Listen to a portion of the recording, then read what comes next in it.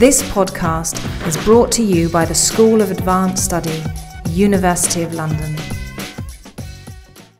I expect some of you watched the funeral of Mandela at Kaunda. I hope some of you watched it on television. And you may recall, if you did, that the most powerful speech on that occasion was made by an 89-year-old person, Kenneth Kaunda, former president of Zambia. And I have it on authority that he was inspired to make this pretty lively contribution by listening to the president of Tanzania boasting about Tanzania's contribution to the liberation of Southern Africa, particularly its contribution to the ANC. And Kenneth Kaunda turned to the then vice president of Zambia, Guy Scott, now the acting president, and said, "We can't let him get away with this." And he was making 2 points. One, to emphasize Zambia's contribution to the ANC, which was huge, as the ANC had its headquarters in Zambia for most of the exile period, but also emphasizing Kaunda's own personal connection with Mandela, which went back to that tour around Africa that Mandela made from January 1962. And I think the personal link, the personal connection is important. And I've published a book about the history of the ANC in exile in Zambia. And I have undertaken to talk about Zambia and Mandela and the Zambian connection. But as a way into that, let me address also the theme which has come up in the previous two papers, which is the connection, the issue of Mandela and communism. And the issue of Mandela, communism, and Zambia, these are closely related because it was the Zambian reaction to rumours very energetically propagated by the rival Pan-Africanist Congress, the PAC, about the ANC-SACP alliance. And Mandela's response to that reaction, because he basically discovered when he travelled around Africa in 1962 that the PAC got there before him and had spread quite strong rumours about the alleged sort of white communist and white control of the ANC. And it was Mandela's reaction to that which was very important in determining the ongoing relationship between the ANC and the SACP during the exile period, and I'll come back to that. I don't want to spend a lot of time addressing this issue, but I have to say something. I've read most of the relevant archival records and interviews in the public domain, and unlike Stephen, and to some extent unlike Tom, I remain convinced that there's no compelling reason to doubt Mandela's repeated assertions that he was never a member of the South African Communist Party. But in the recently published, very recently, just a few months ago, published Cambridge Companion to Mandela, we're told in categorical terms by Philip Bonner, a reputable historian, Mandela, joined the underground Communist Party of South Africa, which had reconstituted itself clandestinely in 1953. And in another chapter of the same book, we are told a little more tentatively by Jonathan Hislop, a reputable social historian, then around 1958, it appears Mandela joined the Communist Party. And I'm alarmed that a new kind of orthodoxy is gaining ground. And this is based largely on an article that Stephen published and also on the book that he recently published. In the article, he claimed that he had proved beyond reasonable doubt that Mandela was a member of the South African Communist Party. And I really think that, I noticed that in his presentation earlier on, backtracked a bit. He didn't emphasise membership, he emphasised co-option onto the Central Committee, which is possible because he may well have been co-opted in his capacity as leader of MK. There's been a change in position. But the problem is that on the basis of the earlier article, it is becoming accepted that this is almost, if there is such a thing, an historical fact. And I simply don't think that it is. And this claim is linked with what I see as a revival of the apartheid government's legend that the SACP, acting on the instructions of Moscow and/or Peking, decided to launch the armed struggle, and they did, again to quote Stephen, bounced the ANC into this. And the implication is that the ANC was pushed into armed struggle against its will or better judgment by the SACP. And I don't think there's any reason to believe this. There was a lot of pressure towards a desabotage and armed struggle coming from below. And more importantly, the ANC was in intense competition with the PAC. And the PAC made a move towards armed struggle before the ANC. And leaders of the ANC were well aware that they had to, they were in the competition for radicalism. with the PAC. With or without the SACP, they would have made this move. And actually, I find the revival of what I regard as Cold War arguments as disturbing, because underlying them there was something which was potentially racist and even anti-Semitic in these arguments. It was put about that leaders of the ANC were not capable of making this kind of initiative, that they were pushed into it by an SACP which was seen as white-dominated and actually frequently as Jewish-dominated. And the PAC made a specific point about this, when talking to leaders of Arab countries in Africa, they would say that the ANC was being manipulated by the SACP, the SACP was being manipulated by Jews who were Zionists. So these are actually quite sinister arguments. And I also find the presentation of the ANC as a front for the SACP. This is the argument which the British, the Americans accepted and used to justify their failure to take any real action against apartheid for a period of most of 30 years, until the late 1980s. Turning to the evidence, as I say, I've looked at the evidence, and there's no substantial evidence for Mandela's membership, being a member of the SACP. What there is circumstantial evidence. And a lot of it is, I think, Stephen just quoted 8 people who either have said, written, or hinted. Well, yes, said, written, or hinted. But every one of those statements you can find some fault with, or can be contradicted. Joe Matthews, for example, said that he was himself co-opted onto the Central Committee of the SACP in 1960. He didn't say that Mandela was a member of the Central Committee, but he said that he'd seen him at meetings in 1960. Bob Heppel attended those meetings in 1960. He said he never saw him there. He wasn't there. So there's a circumstantial evidence, none of which is, in my view, conclusive. Nobody denies that Mandela was close to the SACP, that he may have attended Central Committee meetings, and that in underground conditions, the lines between these two organizations were blurred. And a meeting of the Central Committee of the SACP might actually have been a meeting of 3 people in the back of a beetle. We're not talking about big meetings or party lists and that kind of thing. And against all this, what I think very weak evidence for Mandela's actual membership of the SACP, you have to say his own repeated statements. In the treason trial in 1960, I did not become a communist. Incidentally, his very distinguished lawyer, Sidney Kentridge, told Anthony Sampson that he was absolutely certain that Mandela was never a member of the SACP. Or Mandela's statement in the Rivonia trial, I have never been a member of the Communist Party. Or the fact that the South African government itself accepted in 1967 Mandela's request that he should not be listed as a communist.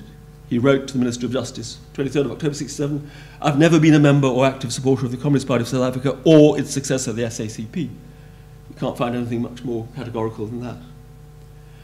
So why is there this determination to assert that Mandela, a lawyer, one of the world's most respected people, habitually lied under oath in statements from the dock, in letters to the government, in his autobiographies about his membership of the SACP? I don't know. But in making a plea for Mandela's honesty, I'm not suggesting that there would have been anything disgraceful about his being a member of the SACP. Its predecessor, the Communist Party of South Africa, was South Africa's first non-racial party. And there's no need for me to list the names of leading opponents of apartheid who were at one time or another members of the Communist Party. It seems hardly necessary to emphasize that communism means different things in different places, that communist parties have different national cultures, and the SACP was South African, not Soviet.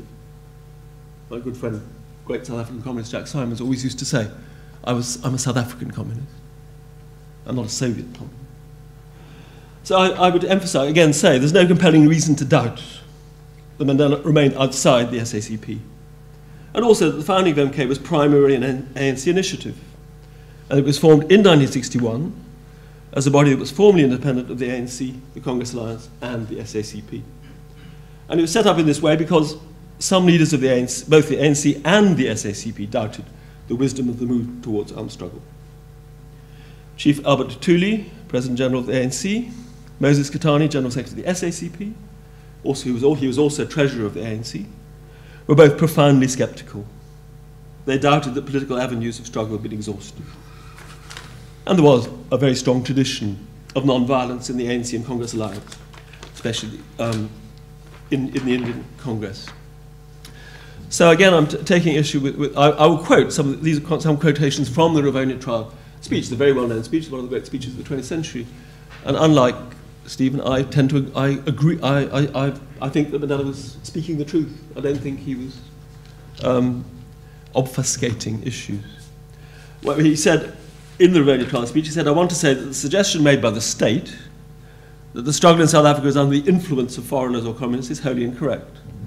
I've done whatever I did, both as an individual and as a leader of my people, because of my experience in South Africa and my only proudly felt African background, and not because of what any outsider might have said. And the idea which Stephen just put forward, that MK was founded by a meeting of the SACP in December 1960, is really is just not tenable.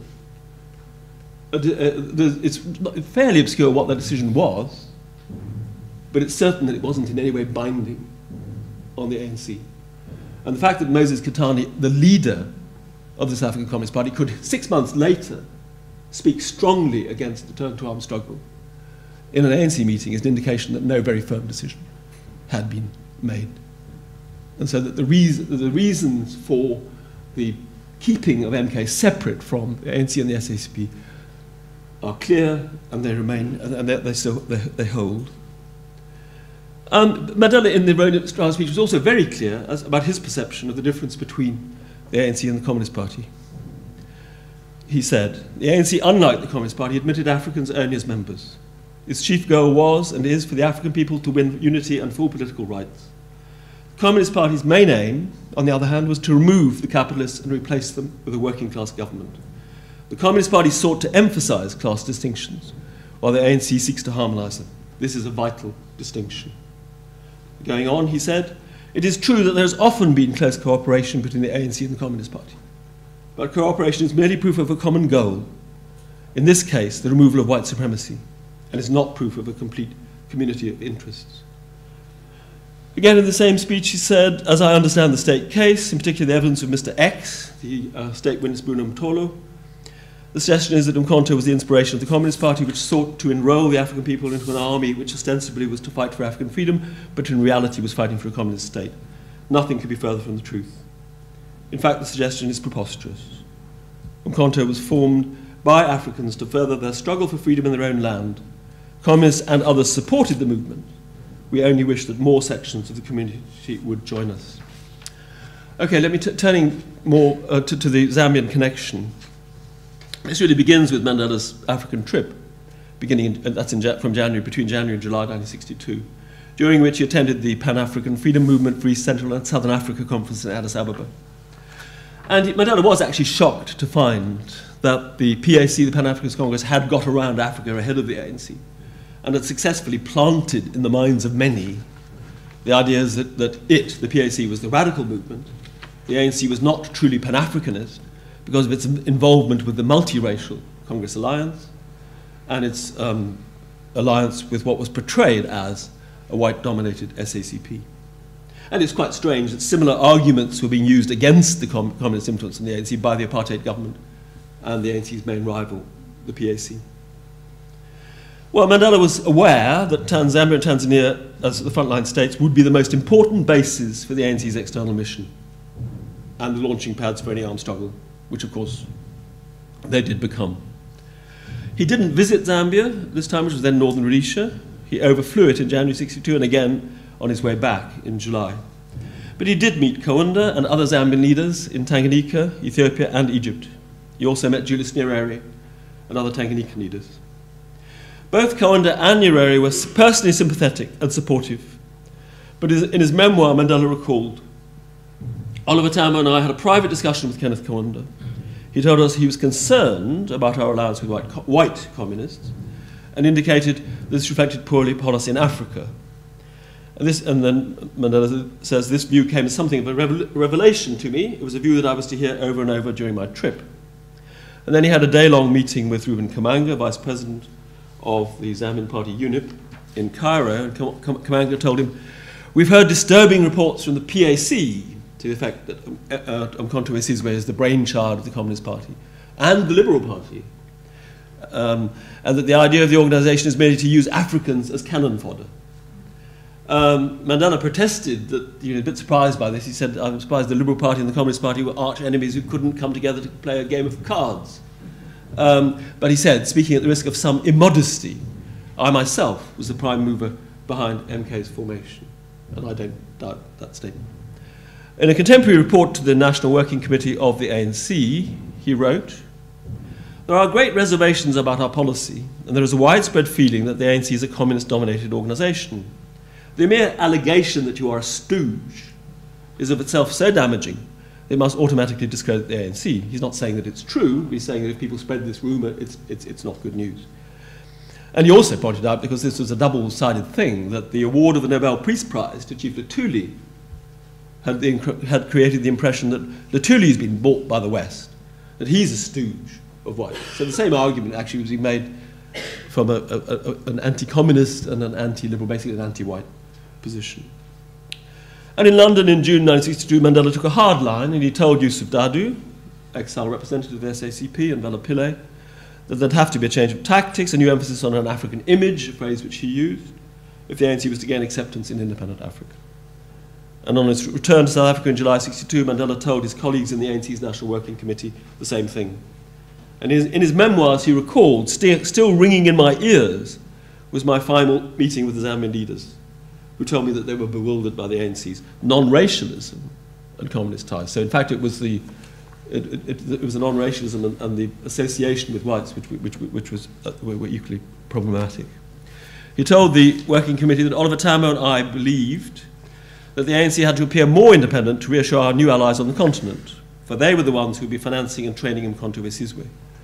I proposed reshaping the Congress alliance so that the ANC would clearly be seen as leader, especially on issues directly affecting Africans. And he insisted that our friends, by which he meant SACP members and the Congress alliance, must understand that it is the ANC that is part of the struggle. And at that meeting, Moses Katani, leader of the SACP as well as a leading member of the ANC, agreed that the ANC should stand on its own outside, would have to be some modification of the way of cooperation inside. Well, Katani and J.B. Marks, both leading African members of the ANC and SACP, soon left South Africa and became the leading representatives of the ANC in Dar es Salaam. And they required, in line with the decision that had been made in the presence of Mandela in 1962, there should be no distinct SACP representation in Africa. Basically, they were saying the SACP will not exist in places like Tanzania and Zambia, and it will not be allowed to organise cells within the ANC in exile in Africa. It wasn't, in fact, until after the Morogoro Conference in 1969 that the ANC allowed the SACP to organise cells in urban centres in Zambia and Tanzania within the ANC. But there was still no permission from the ANC for the SACP to organise cells within Umkhonto we Sizwe, MK, which in any case had been reduced to a tiny group, about 100 strong in the early 1970s.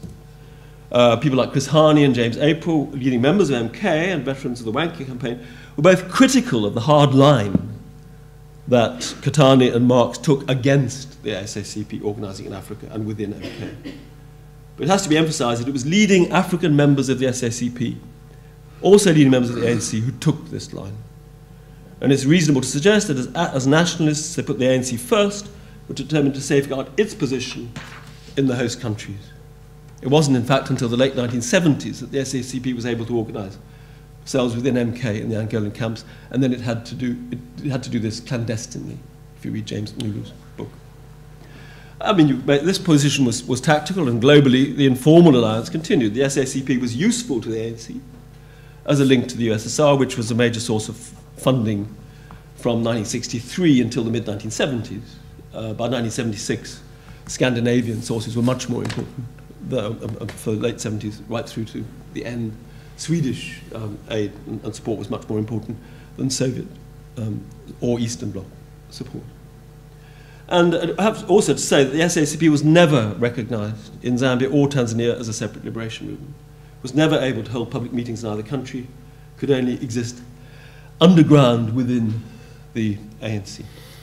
So people who assert SACP dominance of the ANC may be surprised that the SACP had such a subordinate role in Zambia, Tanzania, and only a very small percentage, actually, of ANC members were ever also members of the SACP, and the cell structure meant that they could never actually meet together. They didn't necessarily know who the other members were. Well, in conclusion, I'd just like to say something about the ongoing connection between Kaunda and Mandela. And I think, as I said at the beginning, the personal link, the personal bond established in 1962 was important. Because Mandela was the only member of the ANC's internal and imprisoned leadership that Kaunda or Nyerere had ever met.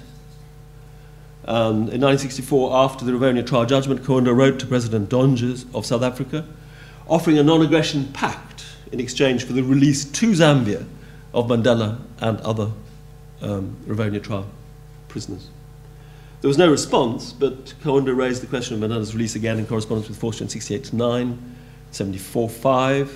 There was even a rumour circulating among exiles in Lusaka in the mid-70s that Mandela had been secretly flown to Zambia for talks at Lusaka's State House with Forster. Not true, but Tambo had to call upon Mac Maharaj, who'd just been released from Robben Island, to refute this rumour on his arrival in Lusaka in 1977.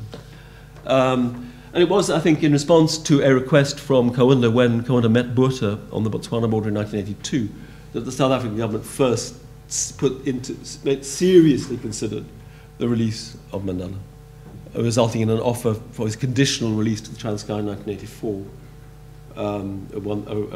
an offer which was rejected by Zinzi at a UDF, his daughter Zinzi at a UDF rally in 1985. Well, I think I'm under pressure to stop. As a result of which I will do in a minute. Yeah. Well, the last point I was going to make was about the Eminent Persons Group and the very surprising combination of pressures from Margaret Thatcher and Kenneth Kaunda working together, which basically compelled P.W. Botha to accept the mission of the Commonwealth Eminent Persons Group to South Africa in 1986. And that was very important because it was the first time that they met Mandela in Pollsmoor.